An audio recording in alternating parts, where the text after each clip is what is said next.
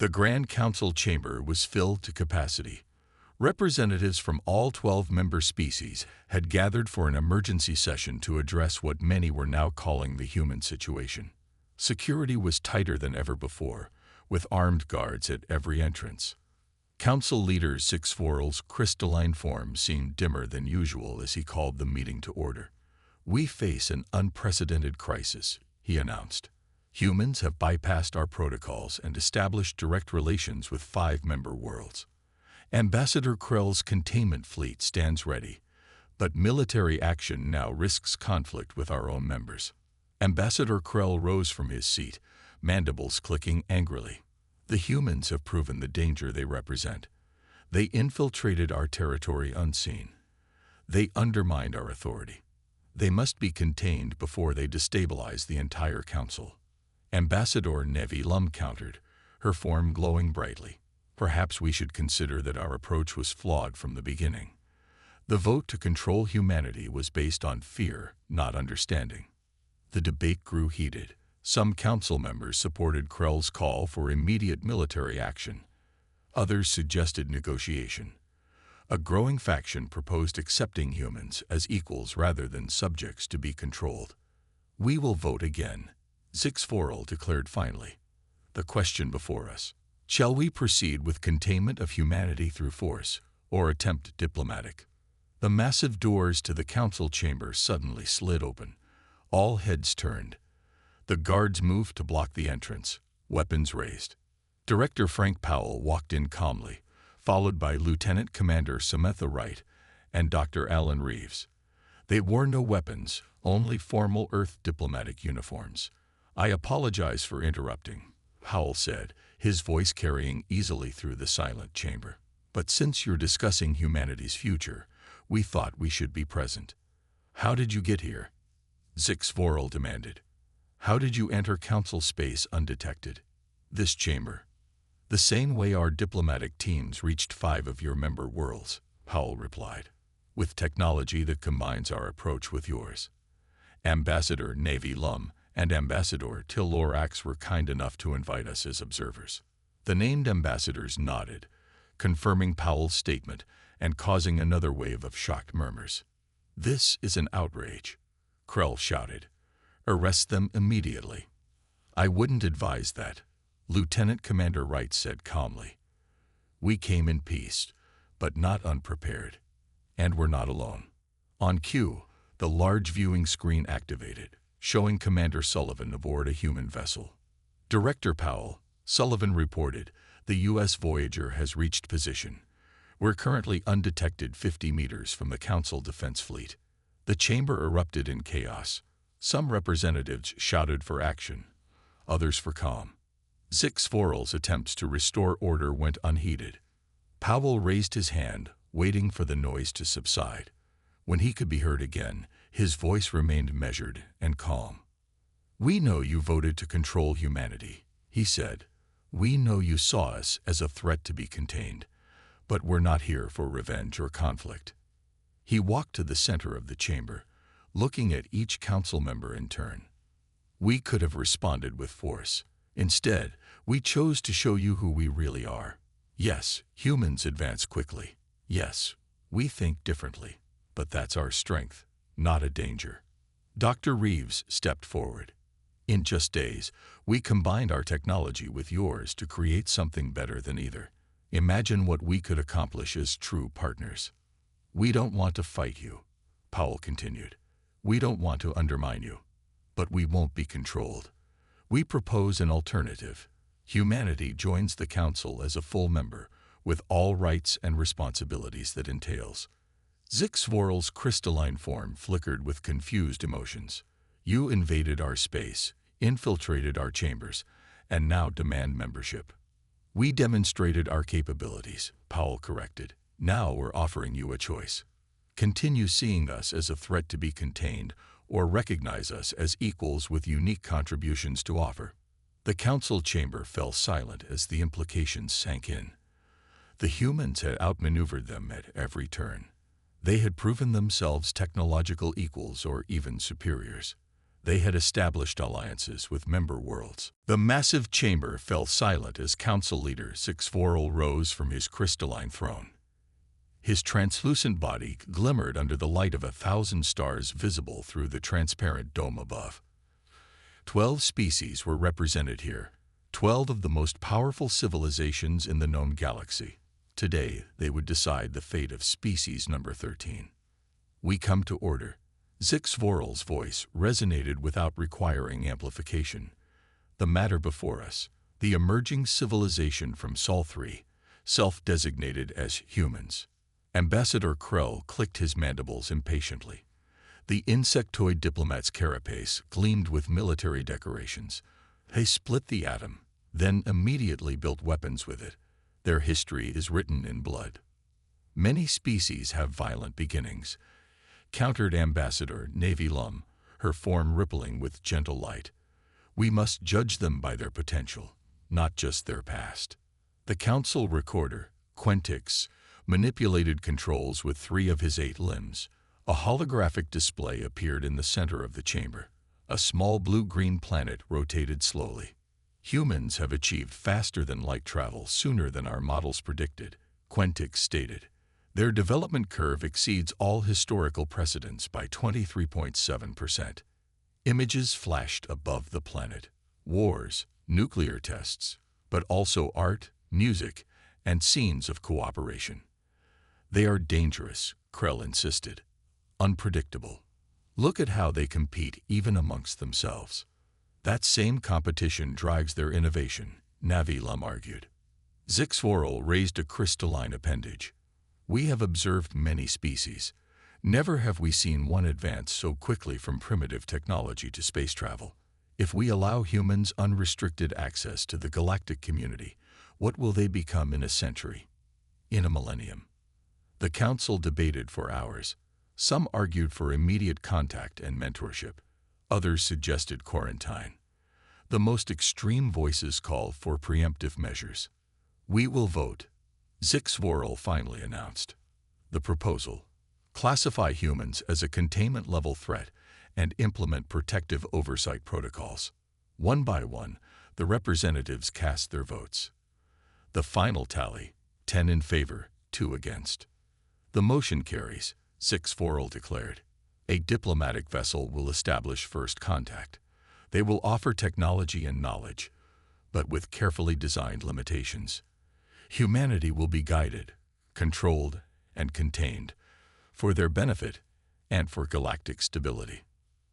Commander Jack Sullivan floated to the large viewport of Outpost Sentinel, humanity's farthest military installation. The stars look different out here near Jupiter, clearer, brighter, more mysterious. Commander, we're picking up something weird, called Lieutenant Greg Harris from the sensor station. Multiple energy signatures just appeared at the system's edge. Sullivan pushed himself away from the viewport and glided across the command center. Natural phenomenon. No, sir, Harris replied, his face illuminated by the blue glow of his console. The signatures are moving, changing course. They're ships, sir, big ones. Sullivan felt his heart race but kept his voice steady. Alert Earth. Then get me Dr. Martinez at the Lunar Research Institute. Now. Dr. Olivia Martinez yawned as she studied the test results from the prototype FTL drive. The Lunar Research Institute was quiet at this hour, most of her colleagues asleep in their quarters beneath the gray dust of Earth's moon. Something in the data caught her eye. The quantum fluctuations showed patterns that shouldn't exist naturally. She ran the analysis again. That's impossible, she whispered. The fluctuations weren't random. They were reactions. Something out there had noticed their FTL tests and was responding. Her terminal chimed with an incoming priority transmission from Outpost Sentinel. Martinez, she answered, still staring at the data. Doctor, it's Commander Sullivan. We've got company. She looked up at his image on the screen. I know. They've been watching us. The FTL tests triggered something. Well, they're not just watching anymore, Sullivan said grimly. They're here. Martinez closed her eyes briefly. Humanity had wondered for centuries if they were alone in the universe. In a few hours, everyone would have their answer. "How many?" she asked. "At least 12 ships," Sullivan replied, "and they're heading straight for Earth."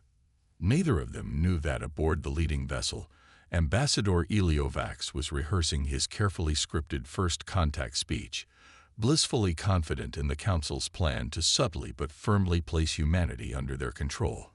Both humanity and the Council were about to be surprised. Ambassador Eliovax studied the holographic projections of Earth's leaders.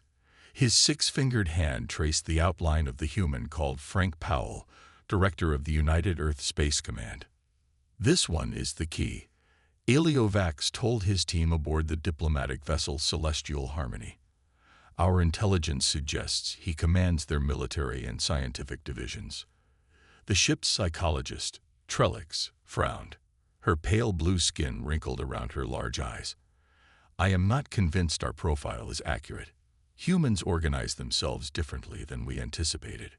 We have observed them for decades," countered intelligence officer Zivkor. "Their communication patterns indicate clear hierarchies." "Their communication patterns are chaotic," Trellix insisted. "They say one thing and do another. They use humor in serious situations. They are unpredictable." Eliovax waved a dismissive hand. "Every species believes itself unique. Yet in the end, all civilizations follow the same patterns. The Council has managed first contact scenarios for 12,000 cycles. Humans will be no different." Trellix looked unconvinced but said nothing more. Director Frank Powell looked around the emergency conference table at Earth's Orbital Command Center. The room buzzed with tension. "Ladies and gentlemen, in about 6 hours, humanity will make first contact with an alien civilization," Powell announced. "Let that sink in." Lieutenant Commander Samantha Wright pulled up footage from the deep space telescopes. 12 vessels, each roughly the size of our largest aircraft carriers. They've slowed to sublight speed and are maintaining formation. Their approach seems deliberate, non-aggressive. "So far," added Powell. Dr. Alan Reeves, chief xenobiologist, leaned forward eagerly. "This is the moment we've prepared for. We need to show them humanity's best face." While preparing for the worst, Wright added quietly. Powell nodded. "Commander Wright will lead our welcoming team. Small group, non-threatening, but capable. Dr. Reeves will handle scientific and cultural exchange. Meanwhile, I want our defense grid at full readiness but completely passive." "And the Jupiter outpost?" Wright asked. "Commander Sullivan has his orders. Observe only," Powell replied, though his expression suggested more might be happening than he was saying. On the lunar surface, Dr. Olivia Martinez worked frantically in her lab. Her assistant, Ben Harris, handed her tools as she modified a small device. "If I'm right about these quantum signatures," Martinez explained, "this detector will tell us what kind of FTL technology they're using." "Why does that matter?" Harris asked. "Because our approach is different," Martinez said.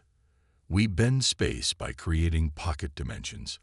Based on these readings, they seem to be using some kind of phase shifting. Different principles, different limitations." She connected the final wire, and the device hummed to life. Its display showed complex patterns of energy. "There," she pointed. "Their ships leave quantum echoes our standard sensors can't detect. But this can track them even if they try to hide." She looked up at Harris. "Get this to Commander Sullivan immediately." Back on the Celestial Harmony, the delegation prepared for first contact. "Transmission protocols established," reported Communications Officer Lennett. "We are broadcasting on all standard frequencies."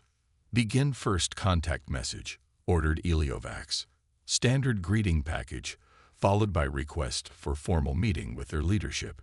"Ambassador," interrupted the sensor operator, "we're detecting an unexpected energy signature from the human outpost near the gas giant." Eliovax frowned. "What kind of energy?" "Unknown. It's not in our database." Before Eliovax could respond, Officer Lennett announced, Incoming transmission from the humans.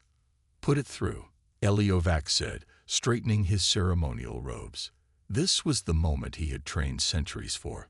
The view screen activated, showing not the expected image of Director Powell, but the face of Commander Jack Sullivan.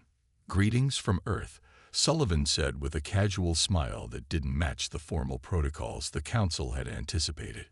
"Hope you don't mind if we skip ahead a bit. I've taken the liberty of bringing a small welcoming party to meet you. If you check your sensors, you'll find us about 50 meters off your port side." Alarms blared as the sensor operator shouted, "Confirmed.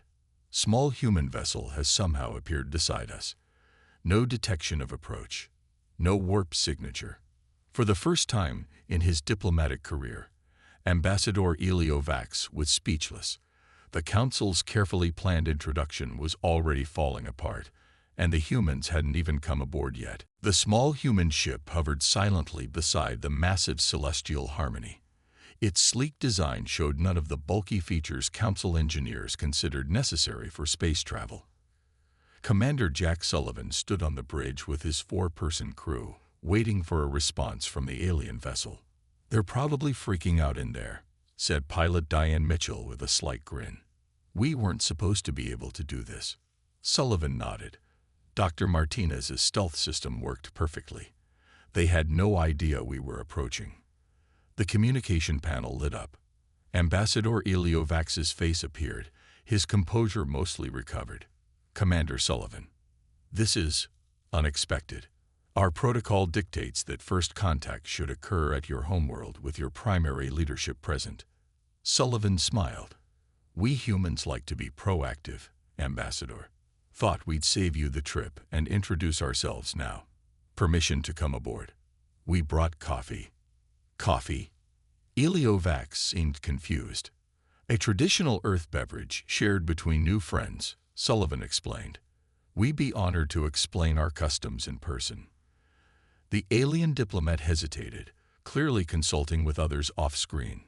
His training had not prepared him for this deviation from protocol. Finally, he nodded. "Permission granted.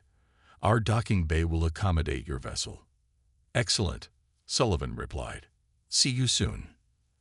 As the transmission ended, Science Officer Natalie Potol looked up from her instruments. "Commander, I've completed the scans. Their technology is advanced, but not as much as we expected.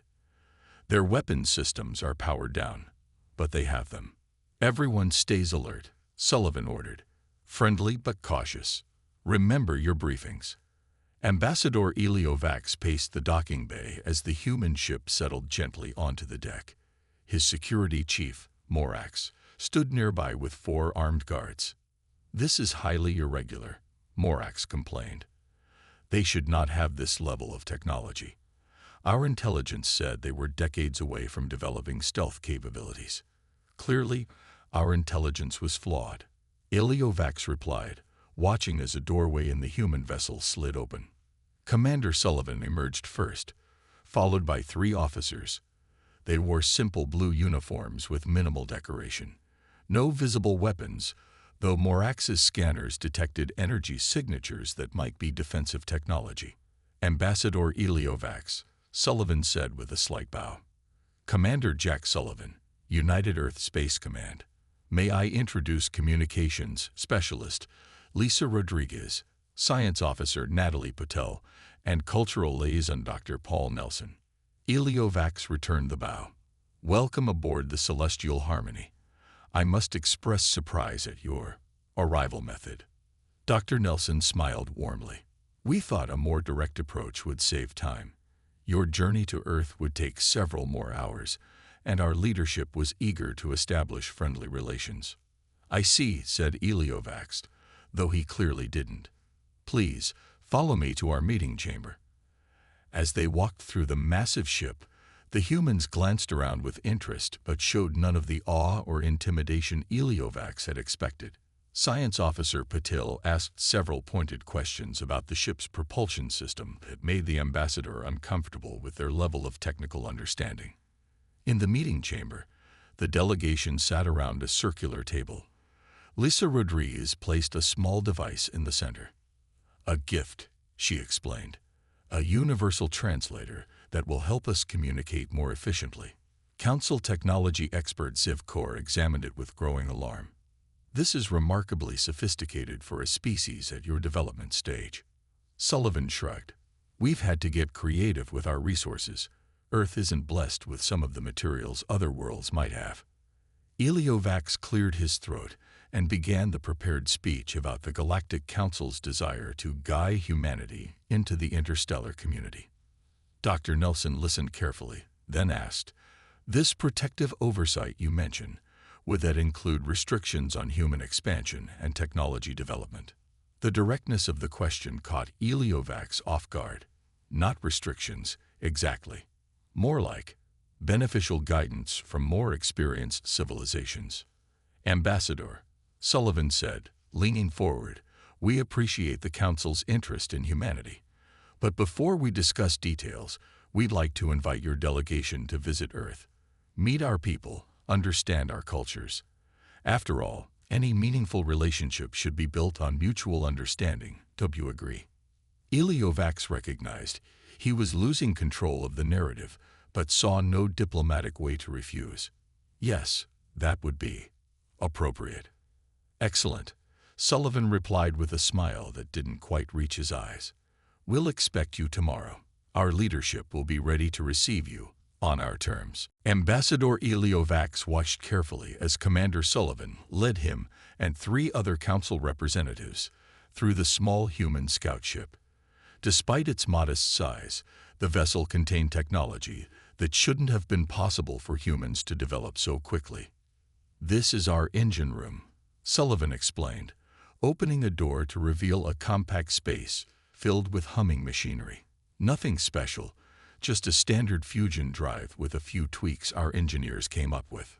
Technology expert Ziv Kaur stared at the pulsing blue core. "This is not simple fusion," he said, his voice tight. "The energy signature suggests dimensional folding. Your species should be centuries away from such concepts." Sullivan smiled. "We tend to work with what we have. Earth scientists had to get creative since we lack some materials common on other worlds." Communications specialist Lisa Rodriguez gestured to a small panel near the engine. "This is our FTL communications array. It lets us stay in touch with Earth, no matter the distance." Security Chief Morax narrowed his 6 eyes. "That technology is similar to our quantum entanglement communicators, but the design is entirely different." "Convergent evolution of technology," offered Dr. Paul Nelson with a friendly smile. "Different paths to the same destination." As they continued the tour, Eliovax tried repeatedly to steer the conversation toward the Council's prepared topics: the benefits of Council oversight, the dangers of unrestricted human expansion, and the necessity of technological monitoring. Each time, the humans acknowledged his comments politely but redirected the conversation. They asked pointed questions about the Council's member species, territorial boundaries, and trade agreements. Questions that Eliovax found increasingly difficult to deflect. "Perhaps we should return to discussing the integration protocols," Eliovax suggested as they entered what Sullivan called the break room. "Coffee first," Sullivan insisted. "On Earth, we rarely discuss important matters without refreshments." Rodriguez prepared small cups of a dark, steaming liquid. The Council representatives hesitantly accepted after their environmental scanners confirmed it was safe for their biology. "This is quite good," admitted Council Recorder Quentix after a cautious sip. "Strong but pleasant." "Like humanity," Nelson said with a slight smile. Eliovax set down his cup. "Commander, I must be direct. The Council has determined that humanity requires guidance before fully joining the galactic community. Your technological development has proceeded too rapidly for stability." "Too rapidly by whose standards?" Sullivan asked. "Historical precedent. No species has ever moved from atmospheric flight to dimensional folding drives in less than 3 centuries. You've done it in less than 1. It causes concern." Science Officer Natalie Patel joined them, carrying a data tablet. "Ambassador, we understand your concerns, But perhaps the issue isn't that we're advancing too quickly, but that the Council's models are based on limited data. She displayed a chart showing technological development across different human cultures. Human innovation doesn't follow a linear path. We leap forward, step back, move sideways. Different cultures develop different solutions. We compete, collaborate, cross-pollinate ideas. It's chaotic, Morax said with disapproval. It's adaptive, Patel corrected. And it works for us. Zivkor had been quiet, studying the ship's design. Now he spoke. Your FTL method.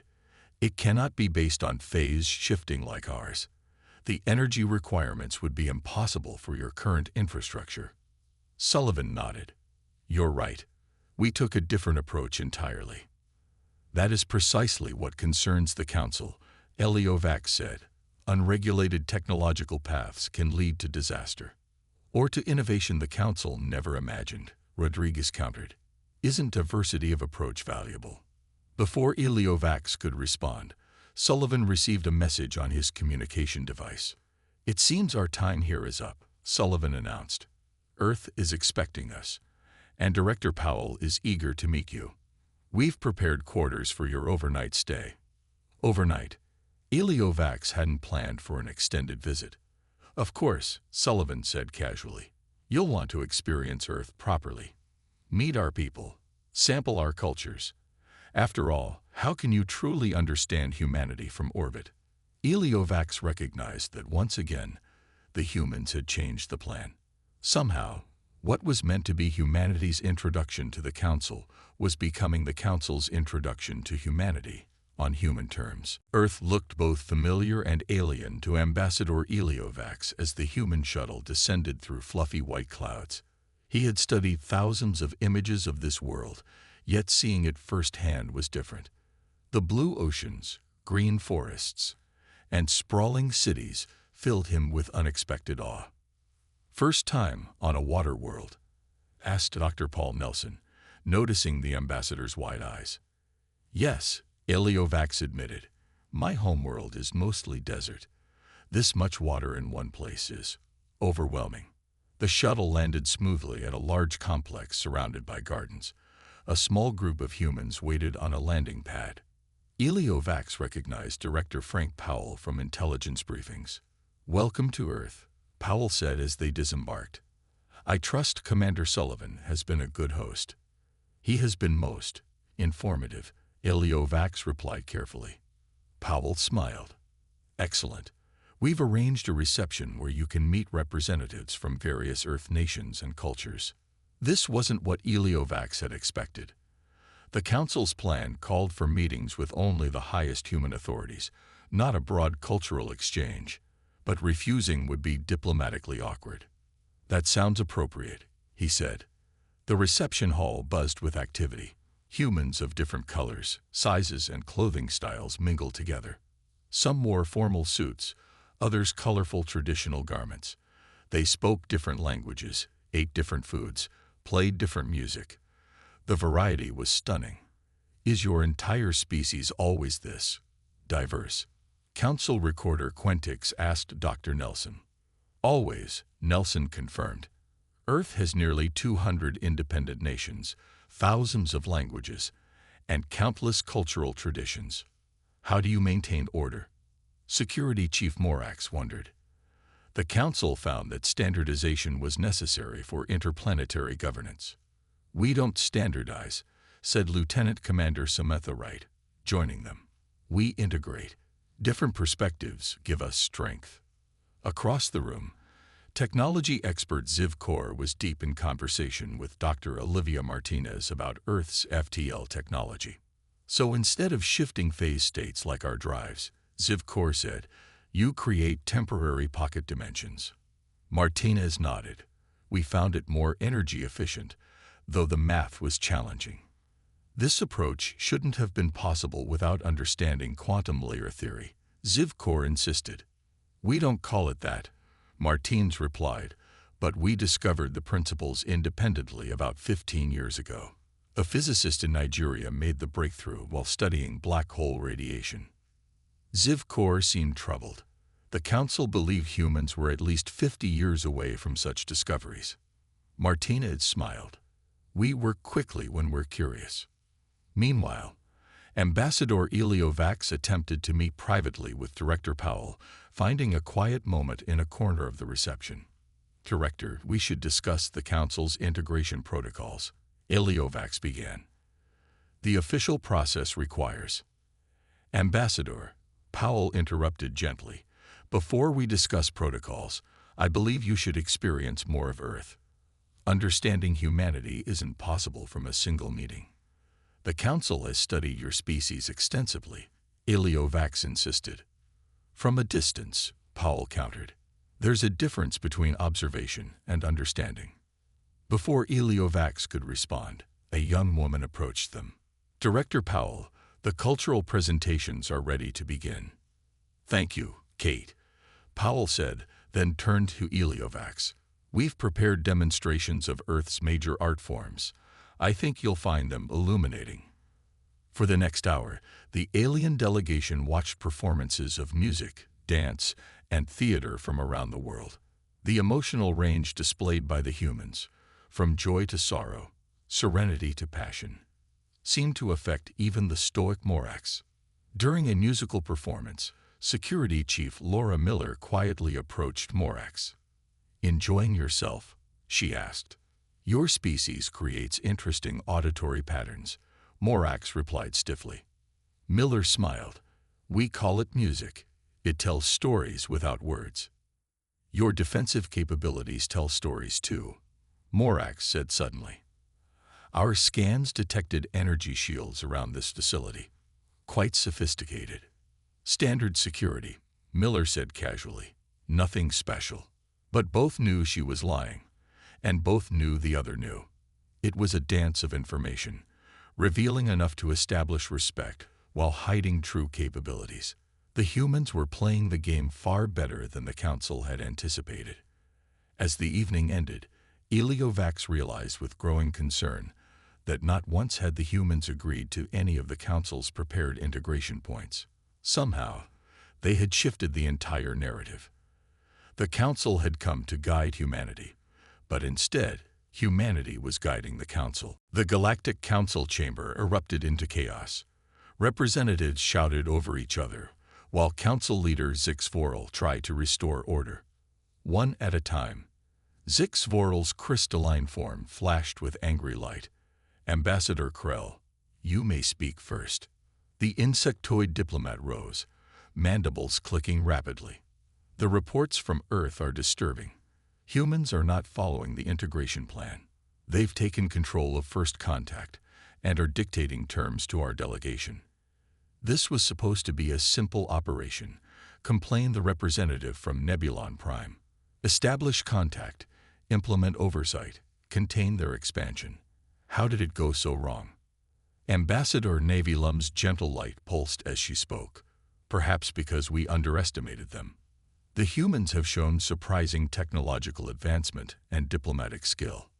They are dangerous, Krell insisted. Their FTL technology developed along paths our scientists never considered. Who knows what other weapons they might create? Zix Vorel raised a crystalline appendage for silence. We are receiving a new transmission from Ambassador Eliovax. Put it through. A large screen appeared, showing Eliovax looking tired and stressed. Honorable Council, I must report that the situation here is complicated. Humans are not responding to our standard integration protocols. They ask too many questions. They show knowledge they shouldn't possess. Be specific, demanded Zix Vorel. They understand our phase shift technology, but developed something completely different for their own FTL travel. They have deflector shield technology that our sensors didn't detect until we were inside it. And their social structure. Eliovax hesitated. It's chaotic, but functional. Multiple governments, languages, cultures, all working together without the standardization we believed necessary. Ambassador Krell slammed a clawed hand down. This confirms my fears. We must implement containment protocol immediately. Send the defense fleet. That would be premature, Navi Lum objected. We should consider peaceful alliance instead of control. Humans have much to teach us about innovation. The council erupted into argument again. Voral's authority was being openly questioned for the first time in centuries. The carefully maintained balance of power was shifting. On Earth, Dr. Olivia Martinez examined one of the gift devices presented by the council delegation. Her team had carefully disassembled it in a secure lab. "Look at this power routing," she told Commander Sullivan, who watched over her shoulder. "It's efficient but follows completely different design principles than ours." Sullivan nodded. "Can we adapt any of it?" "Better than that," Martinez said with a smile. "I think we can improve it." Their phase shift approach combined with our dimensional folding could create a hybrid drive more powerful than either technology alone. Across the room, communications specialist Lisa Rodriguez was analyzing data from surveillance devices they had discovered hidden in their quarters. "They're gathering intelligence on us," Rodriguez reported, "but not very subtly. I've been feeding them carefully selected information, enough truth to seem genuine, with key details altered." "Good work," Sullivan said. "What have you learned from their communications?" "The council isn't as unified as they want us to believe," Rodriguez replied. "There are factions forming. Some see us as a threat, others as potential allies. 2 smaller council species have already sent private messages expressing interest in direct relations with Earth, bypassing council protocols." Sullivan smiled. "Interesting. Which species?" "The Trilaxians and Vorcha. Both have been under strict technology restrictions from the council for centuries. They see an opportunity in alliance with us." "Director Powell needs to hear this," Sullivan said, reaching for his communicator. In the United Earth Space Command headquarters, Director Frank Powell reviewed the latest reports with his senior staff. "So the council is divided over how to handle us," Powell summarized. "And their diplomat is stalling while they debate." Lieutenant Commander Wright nodded. "They expected us to be primitive and easily manipulated. They're scrambling to adjust their approach." Powell looked at the star map displaying known council territory. "This presents an opportunity. While they're arguing, we should take initiative." "What do you propose, sir?" asked Admiral Gary Peters. Powell's eyes showed determination. "Prepare 5 ships for immediate launch. Each will carry a diplomatic team to key council worlds. We'll establish direct relations before the council can react." "The council won't like that," Peters warned. "They plan to control our future without our consent," Powell replied. "I think it's time we showed them how humans respond to attempted manipulation." As the meeting ended, Powell received an urgent message. Ambassador Elio Vax requested an emergency meeting. "Tell him I'm unavailable until tomorrow," Powell instructed his aide. "But assure him we're looking forward to continuing our cultural exchange." The aide smiled. "Stalling tactics, sir." "Diplomatic courtesy," Powell corrected with a slight smile. "While our ships get a head start." 5 sleek Earth ships lifted silently from their hidden launch facilities. Each vessel carried a small team of diplomats, scientists, and security personnel. Their missions were clear: establish direct relations with key council species before the council could implement its containment strategy. In her laboratory beneath the lunar surface, Dr. Olivia Martinez made final adjustments to the prototype hybrid drive. Commander Sullivan watched as she connected the last components. "Is it ready?" he asked. Martinez nodded. "The integration of our dimensional folding technology with elements of their phase shifting creates something entirely new. The power efficiency is off the charts." "And they won't expect it," Sullivan added. "No, they won't," Martinez agreed. "This drive leaves almost no energy signature. Our ships can appear and disappear without detection." Sullivan's communication device chimed. "Sullivan here." "Commander," came Director Powell's voice. "Ambassador Elio Vax is getting suspicious. He's demanding to know why our leadership is suddenly unavailable and why there's unusual activity at our space facilities." "What did you tell him?" "That we're preparing a special demonstration of Earth culture," Powell replied with a hint of amusement. Meanwhile, Our diplomatic vessels have cleared the solar system. They'll reach their destinations before the Council realizes what we're doing. Good, Sullivan said. Dr. Martinez has completed the hybrid drive prototype. I recommend immediate installation on the U.S. Voyager. Approved, Powell said. I want that ship ready for emergency deployment if needed. Ambassador Eliovax paced anxiously in his quarters at the Earth diplomatic compound. His repeated requests for meetings with Earth's leadership had been politely but firmly delayed. Something was happening, and he didn't know what. His communication device activated, showing Council Leader Zixvorl's crystalline face. Ambassador, your latest report is disturbing, Zixvorl said without greeting. You've allowed the humans to take control of the diplomatic process. With respect, Leader, they've proven more sophisticated than our intelligence suggested. Eliovax defended himself. Their technology, their social structures, their diplomatic approach, all defy our models. That is precisely why the containment vote passed, Zixvorl replied sharply. Ambassador Krell has convinced half the Council that military action may be necessary. The defense fleet is being assembled. Eliovax's eyes widened. Military action would be a grave mistake. Humans are not the primitive species we believed. Their potential as allies far outweighs. Your judgment appears compromised, Ambassador, Zixvorl interrupted. You will return to Council space immediately for debriefing. A replacement diplomat will continue negotiations. The transmission ended abruptly, leaving Eliovax stunned. For the first time in his diplomatic career, he had failed. Worse, he feared the Council was making the catastrophic error. Aboard the Earth diplomatic vessel Harmony, Captain Linda Patel addressed her team as they approached the Trilaxian homeworld.